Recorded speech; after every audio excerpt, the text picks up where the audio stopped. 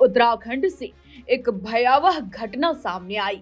यहाँ पर live in relationship में रह रही सुषमा पंत, जो कि लगभग 50 वर्ष की बताई जा रही हैं, उनकी मौत हो गई है। मृतका सरकारी शिक्षिका थी। स्थानीय लोगों और पड़ोसियों के अनुसार यह घटना हत्या की आशंका के साथ जुटी हुई है। घटनास्थल पर पहुंचे लोगों का कहना है कि महिला को आरोपी प्रेमी ने ही मार डाला है। दरअसल बता दें कि पूरा माजरा कुछ ऐसा है। मूल रूप से अल्मोड़ा और हाल में रुद्रपुर के कौशल्या फेज 2 निवासी लगभग 50 वर्षीय सुषमा पंत किच्छा स्थित सरकारी स्कूल में शिक्षिका थी। बताया जा रहा है कि शिक्षिका ने शादी नहीं की थी और उसके साथ यूपी निवासी विवाहित अजय मिश्रा 14 से 15 साल से रह रहा था। लोगों का कहना है कि दोनों लिव इन में रहते थे और वह केयरटेकर के रूप में लोगों के सामने दिखावा करता था। अजय मिश्रा दक्ष चौराहे पर एक होटल चलाता है। सुबह सुषमा पंत घर पर ही थी, जबकि अजय मिश्रा सुबह 7:15 बजे के आसपास मुख्य गेट पर ताला जड़कर होटल चला गया। इस दौरान सुषमा ने घर के बाहर से गुलाब के फूल पूजा के लिए तोड़े। दोपहर में जब अजय मिश्रा घर पहुंचा तो दरवाजा अंदर से बंद था। जब उसने दरवाजे को धक्का दिया तो सुषमा की जली हुई लाश देखकर उसने शोर मचाना शुरू कर दिया। शोर सुनकर आसपास के लोग एकत्रित हो गए। बाद में सोसाइटी के अध्यक्ष सुरेंद्र गंगवार ने पुलिस को सूचना दी और घटनास्थल पर पहुंचे लोगों का कहना था कि महिला को आरोपी ने मार डाला है। महिला की मां रुद्रपुर के आवास विकास में ही रहती है। कौशल्या एनक्लेव कॉलोनी के अध्यक्ष सुरेंद्र गंगवार के अनुसार आरोपी अजय मिश्रा निवासी आजमगढ़ उत्तर प्रदेश पहले से ही शादीशुदा है और पिछले लगभग 14 से 15 सालों से सुषमा पंत के साथ कौशल्या एनक्लेव में लिव इन रिलेशनशिप में रह रहा है। उनका कहना है कि आरोपी शिक्षिका को पहले भी प्रताड़ित करता था और शारीरिक और मानसिक टॉर्चर कर रहा था। जानकारी मिली कि आरोपी रुद्रपुर के दक्ष चौराहे में एक ढाबा चलाता है और वहां भी किसी अन्य महिला के साथ रहता है। पड़ोसियों ने बताया कि सुषमा पंत अपने घर में काम करने वाली महिला को हटाना चाहती थी, लेकिन आरोपी उसे यह नहीं करने देता था, जिससे विवाद बढ़ा। लोगों का कहना है कि काम करने वाली महिला वही है जो ढाबे में आरोपी के साथ रहती है और दोनों के बीच कुछ चल रहा था। लोगों का कहना है कि सुषमा पंत की हत्या अजय ने ही की है। पुलिस ने भी केयरटेकर को हिरासत में लेकर पूछताछ शुरू कर दी है। साथ ही पोस्टमार्टम रिपोर्ट का इंतजार कर रही है। नवीन बुधानी एसएसआई रुद्रपुर कोतवाली का कहना है कि मामला संदिग्ध है। केयरटेकर अजय मिश्रा से पूछताछ की जा रही है और घटना की बारीकी से जांच पड़ताल की जा रही है। जल्द ही पूरा पर्दाफाश कर दिया जाएगा।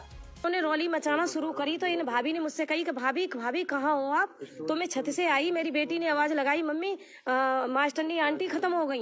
मैंने कि तेरा दिमाग खराब है, मैंने अभी थोड़ी देर पहले फूल तोड़ते देखी हैं। लेकिन कह रहे वो आग लगा के मर गई। जब मैंने देखा नहीं है कुछ, मैं भगी चली गई हूँ अंदर।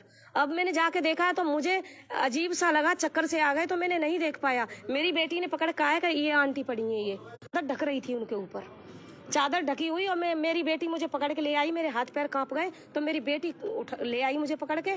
फिर तो यहाँ सारी गली इकट्ठी हो गई थी और ये कई बहुत शिकायत करती थी कि मुझे मेंटली प्रॉब्लम, मुझे टॉर्चर करता है और बहुत सारी परेशानियां बताती थी। और उनके जो इनके साथ रहती हैं उनके साथ बारे में भी मुझे बताती थी। किस तरह की परेशानी बता रही थी? वो बता रही थी कि ये मेंटली वो करता है मुझे टॉर्चर, मुझे दवाई देता है और कहता है कि मुझे किसी से बोलने नहीं देता है। और परसों पहले दिन कह रही थी मेरा मोबाइल छीन ले गया है, मेरे से पैसे भी ले गया है। मेरी बेटी को बुला के ले गई कि बेटे नंबर मेरी मम्मी का देख।